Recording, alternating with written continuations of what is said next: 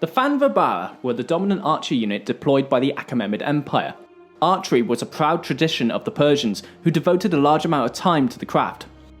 Archers were also a dominant part of Eastern warfare, as the large open fields lent themselves to mass volleys of arrow fire, as well as fast-paced skirmisher engagements, where the lightly armoured Thanvabara proved to be one of the best archer units in the East.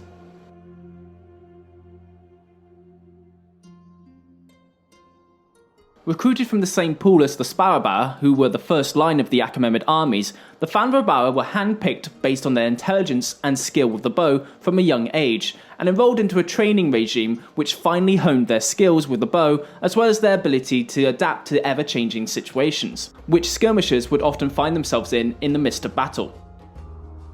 As a result of their better training and holding a valued position within the army, Thanvabara archers were generally better paid than their Sparabara counterparts and were also more likely to gain promotion.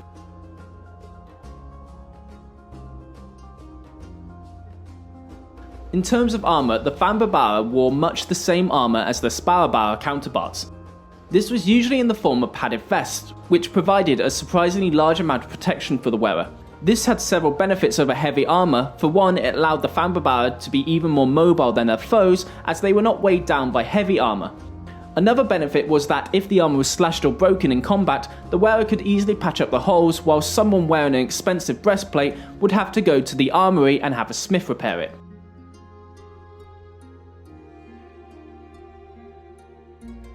For weapons, the Thanvabara used a very effective composite bow.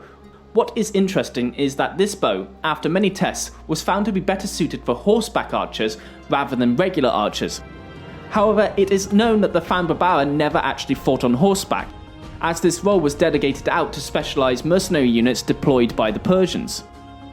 As a result of their training and protection from the Sparabara, the Thanvabara could unleash devastating volleys of arrows faster and in greater numbers than their enemies, resulting in many victories for the Persians in the process.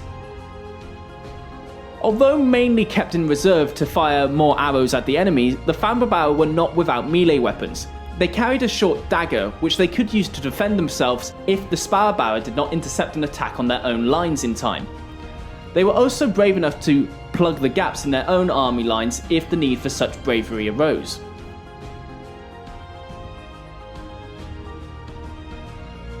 As a result of being an elite unit and not suffering from the drastic drawbacks that the Persian infantry regularly displayed against their foes, the Greeks, the Thanvabara remained pretty much unchanged throughout most of their history, continuing to be a devastating force on the battlefield. Indeed, when the Persians invaded Greece, the sheer number of Thanvabara meant that the huge Persian army could effectively, quote-unquote, block out the sun with arrow volleys.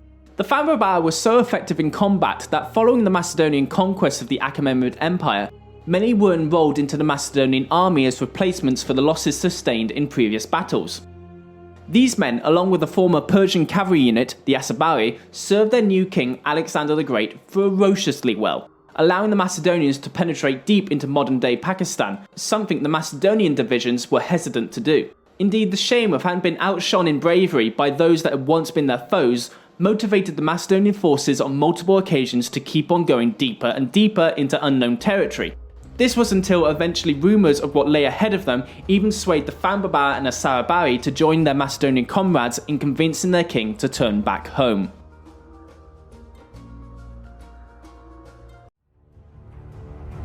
Thank you for watching and listening to our videos. Be sure to like, comment and subscribe if you've enjoyed. All sources are listed and linked in the description below. I've been the Ancient History Guy, and as always, I'll be seeing you later.